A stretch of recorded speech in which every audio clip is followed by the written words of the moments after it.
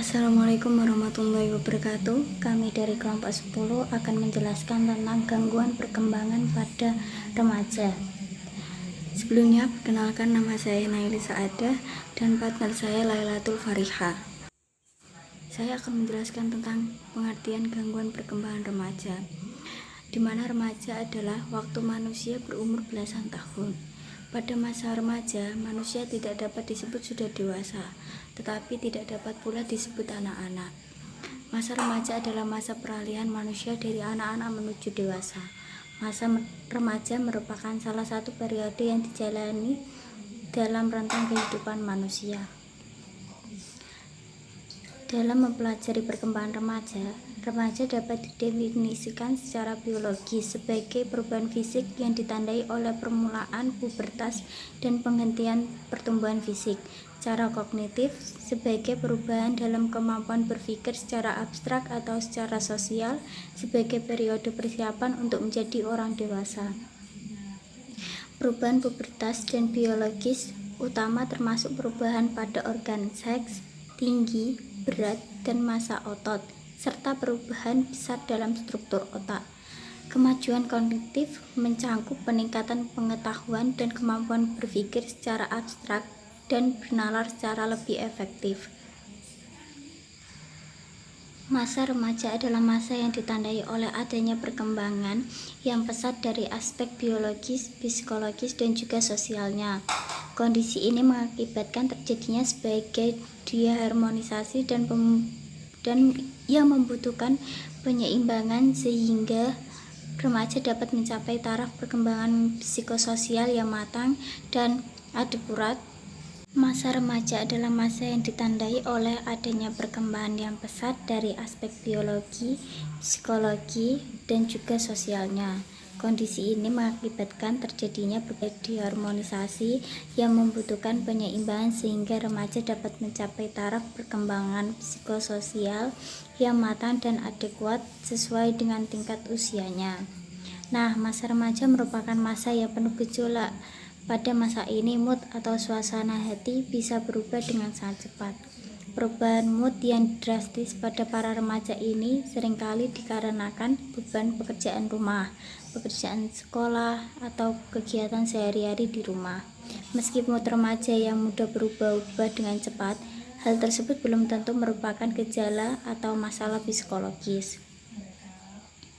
Dalam keadaan serba tanggungan ini, seringkali memicu terjadinya konflik antara remaja dengan dirinya sendiri, atau konflik internal, maupun konflik lingkungan sekitarnya atau konflik eksternal.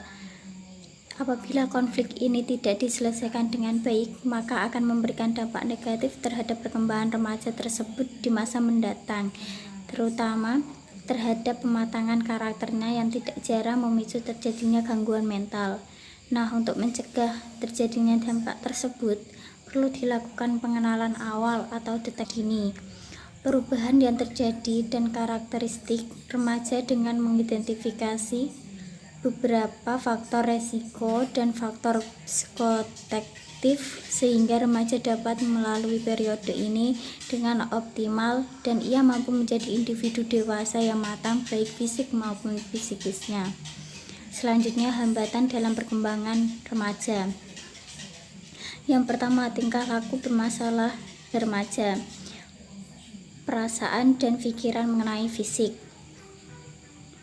sikap dan perasaan mengenai kemampuannya, dan sikap pandangan diri terhadap nilai-nilai. Yang kedua, masalah yang berhubungan dengan remaja, yaitu teman sebaya dan peranannya sebagai pria atau wanita, yang akan menimbulkan permasalahan bagi remaja yang dipikirkan bagaimana supaya diterima, populer, dan menunjukkan kemampuan dalam kelompoknya. Dapat pula menimbulkan permasalahan bagaimana menarik perhatian lawan jenis, menghilangkan rasa malu, akan pergi kemana saat kencan, berapa lama saya pergi, dan tidakkah saya melampaui batas.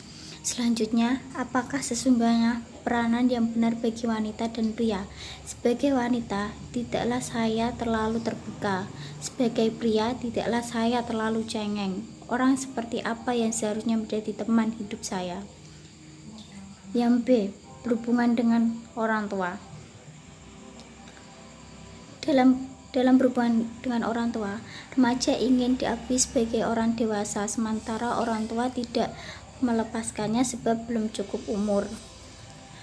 2. Kebutuhan akan hal, perhatian, dan kasih sayang dari orang tua tidak selamanya dapat terpenuhi karena kesibukan dalam soal-soal ekonomis, tugas perkembangan yang ketergantungan secara ekonomis khususnya dalam kelangsungan kehidupan pendidikan akan menjadi bahan pemikiran atau beban dan dirasakan sebagai pengganggu dalam hidupnya. Yang C. Berhubungan dengan masyarakat. Selanjutnya yaitu tentang indikasi awal yang mengarah pada gangguan kesehatan mental remaja. Nah, banyak masalah kesehatan mental remaja yang kita temui dan mengganggu para remaja. Biasanya gangguan kesehatan mental ini berupa rasa depresi, cemas, gangguan makan, dan psikosis. Namun banyak masalah kesehatan mental yang sudah memunculkan gejala atau hambatan remaja yang lainnya. Nah, pada masalah kesehatan mental remaja terdapat permasalahan pada tahap perkembangannya yang terjadi pada 3 area besar, yaitu area emosi, area perilaku, dan area perkembangan. Nah, yang pertama yaitu area emosi.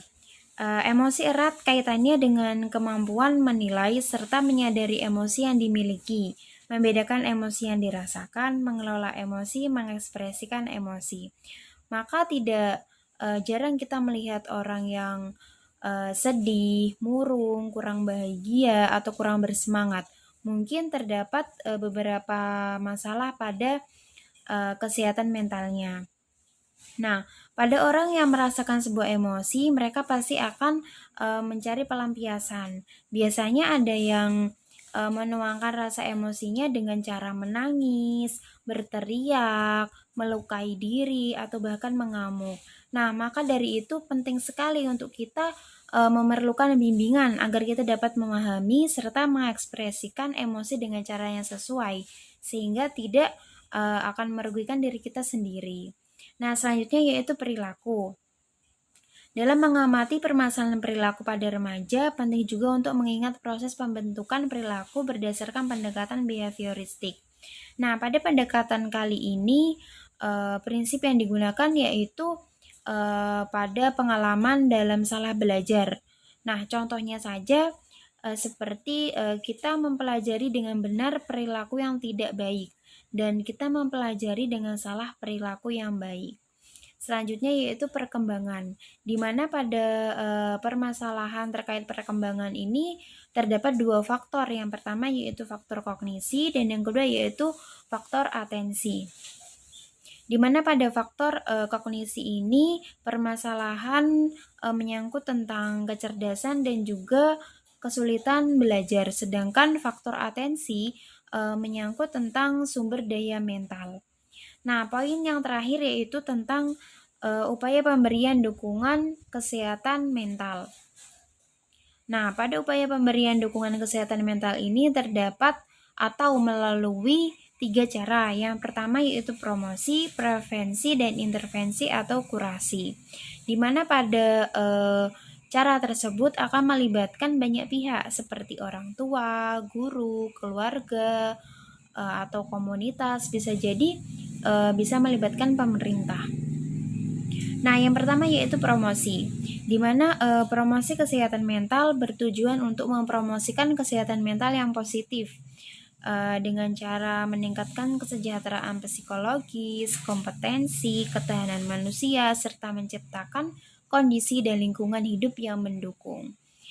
Nah, selain itu juga bisa dengan cara pemeliharaan kesehatan, juga kebugaran badan dalam lingkungan masyarakat, melakukan perubahan hidup seperti nutrisi yang baik, berolahraga, serta tidur yang cukup, sehingga dapat mendukung kesehatan mental pada diri kita, terutama pada remaja. Selanjutnya yaitu prevensi, di mana kesehatan mental berfokus pada mengurangi risk faktor dan meningkatkan protektif faktor yang berkaitan dengan kesehatan mental. Yang terakhir yaitu intervensi umum. Intervensi umum ini digunakan dalam menjelaskan berbagai macam tindakan yang dimaksud untuk memberikan kesembuhan atau meningkatkan penyesuaian diri. Nah, intervensi ini dapat dilakukan dari setiap pihak. Contohnya seperti intervensi individual, intervensi keluarga, dan intervensi sekolah ataupun intervensi komunitas. Nah, dari penjelasan tersebut, untuk menciptakan remaja berkualitas, perlu dilakukan berbagai upaya tindakan nyata dengan cara mempersiapkan generasi muda yang kuat dan tahan dalam menghadapi berbagai macam tantangan hidup. Sekian dari kelompok kami. Wassalamualaikum warahmatullahi wabarakatuh.